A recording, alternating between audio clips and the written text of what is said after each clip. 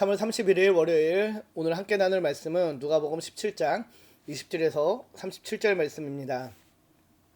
오늘 본문은 하나님 나라의 현재와 미래에 대한 말씀입니다. 예루살렘의 여정 가운데 반복되는 바리새인들의 질문과 그 질문에 대한 주님의 가르침이 이어지는데요. 오늘 본문은 하나님 나라에 대한 질문으로 시작됩니다. 20절을 보면 이렇게 이야기하죠. 바리새인들이 하나님의 나라가 어느 때에 임하나이까 묻거늘. 하나님 나라에 대해서 묻는 바리새인들의 질문으로 시작됩니다. 우리가 알고 있듯이 예수님 당시 이스라엘은 로마 제국의 식민지로 로마의 통치를 받고 있었습니다.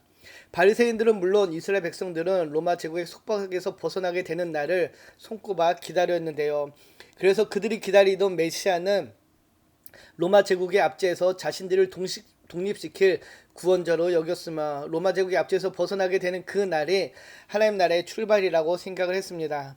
마치 우리가 일제 치하에 있을 때 이 땅에 살던 모든 사람들의 소원이 대한 독립이었던 것 같은 그런 상황인데요.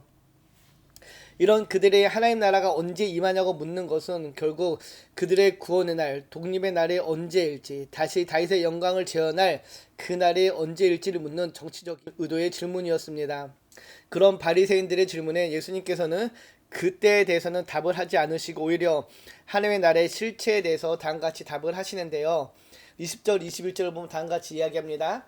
바리새인들이 하나님의 나라가 어느 때에 임하나이까 묻거늘 예수께서 대답하여 이르시되 하나님의 나라는 볼 수 있게 임하는 것이 아니요 또 여기 있다 저기 있다고도 하지 못하리니 하나님 나라는 너희 안에 있느니라.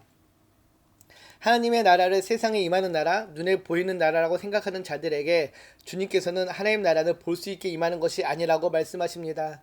즉 그들이 꿈꾸는 하나님의 나라와 실제 하나님의 나라가 전혀 다른 나라임을 알려주시는 것이죠. 하나님의 나라가 언제 임하냐고 묻는 바리새인들이었지만은 하나님의 나라의 실체를 알지 못하는 사람들에게 그 나라가 언제 임하는지 그 시기를 알려주는 것이 무슨 소용이 있겠습니까? 예수님은 하나님 나라의 도래를 묻는 이들에게 진정한 하나님 나라가 무엇인지를 알려주시고자 하는 것인데요. 그 나라는 눈에 보이는 나라가 아니며 특정한 한정된 지역에 임하는 나라도 아님을 알려주십니다. 즉 바리새인들이 꿈꾸는 다윗 왕국의 재현과 같은 그런 나라가 아니라는 것이죠. 그들이 기대하는 나라, 이스라엘 땅에 이루어지는 나라가 아니라는 것입니다. 그러면서 이렇게 이야기하시죠. 하나님의 나라는 너희 안에 있다. 하나님의 나라가 너희 안에 있다라고 말씀하십니다. 여기서 너희 안에는 두 가지로 이해될 수 있는데 하나는 내부에, 또 하나는 사이에입니다. 즉 하나님의 나라는 우리 각자의 마음속에 있다는 의미이기도 하고 또 사람들과의 관계 속에 있다는 의미이기도 합니다.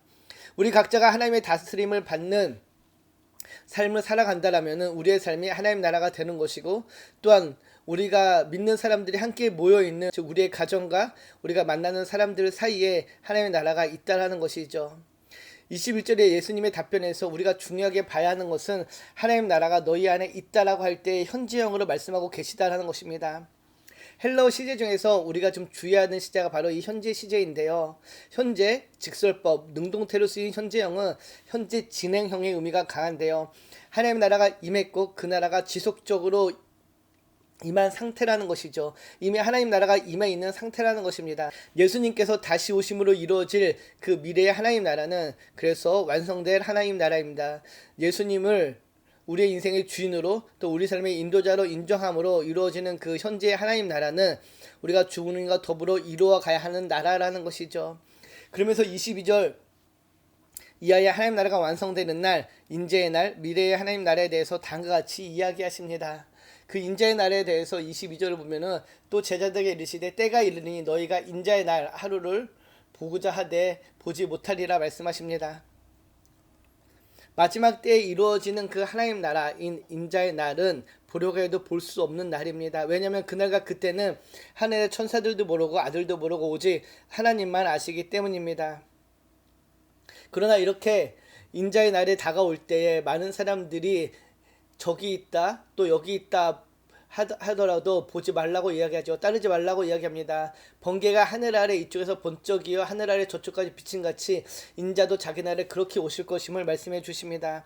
즉 이것은 주님께서 다시 오시는 그날은 그 누구도 알 수 있는 그런 날이라는 것이죠. 즉 번개의 가시권에 있는 모든 사람들이 볼 수 있듯이 주님께서 다시 오시는 그때에도 시공을 초월하시는 분이시기에 모든 사람에게 보이는 방법으로 임하게 될 것이라는 것입니다. 그러면서 예수님께서는 당신이 오시는 날이 언제와 같을지 다음과 같이 말씀하십니다. 26절에서 29절을 보면은 노아의 때와 롯의 때를 보며 말씀하시죠. 26절을 먼저 보면 노아의 때 된 것과 같이 인제의 때에도 그러하리라. 노아가 방주에 들어가던 날까지 사람들이 먹고 마시고 장가들고 시집가더니 홍수가 나서 그들을 다 멸망시켰다라고 이야기하죠. 우리는 하나님께서 노아 시대에 또 소돔과 고무라를 심판하실 때 어떻게 심판하시는지 잘 알고 있습니다. 그런 심판에 임할 때 사람들은 그 심판에 관심이 없었지요. 당시 사람들의 삶은 먹고 마시고 장가들고 시집가고 하는 일상의 삶을 영위할 뿐이었습니다. 그런 일상의 삶 가운데 하나님의 심판이 임하게 되는 것이죠. 우리 모두 먹고 마시고 장가들고 하는 일상의 삶을 살아갑니다.